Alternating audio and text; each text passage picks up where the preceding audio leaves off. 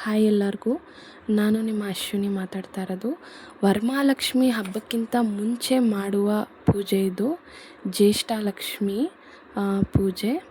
ಅಂದರೆ ದಾರಿದ್ರ್ಯ ಲಕ್ಷ್ಮಿನ ಹೊರಗಡೆ ಕಳಿಸಿ ಆಮೇಲೆ ವರಮಹಾಲಕ್ಷ್ಮಿನ ಬರಮಾಡ್ಕೋಬೇಕಾದಂಥ ಪದ್ಧತಿ. ನನಗೂ ಗೊತ್ತಿಲ್ಲ, ನಾನು ನೋಡಿ ಕೇಳಿ ಮಾಡ್ತಾ ಇರೋದು. ಗೊತ್ತೋ ಗೊತ್ತಿಲ್ದಿರೋನೋ ನಾವು ಮಾಡಿದಂತಹ ಸಣ್ಣ ಸಣ್ಣ ತಪ್ಪುಗಳಿಂದ ದಾರಿದ್ರ್ಯತೆ ಅನ್ನೋದು ಬಂದಿರುತ್ತೆ. ಸೊ ಅದಕ್ಕೆ ವರಮಹಾಲಕ್ಷ್ಮಿ ಹಬ್ಬಕ್ಕೆ ಮುಂಚೆ ಇದೊಂದು ಪೂಜೆ ಮಾಡೋದು.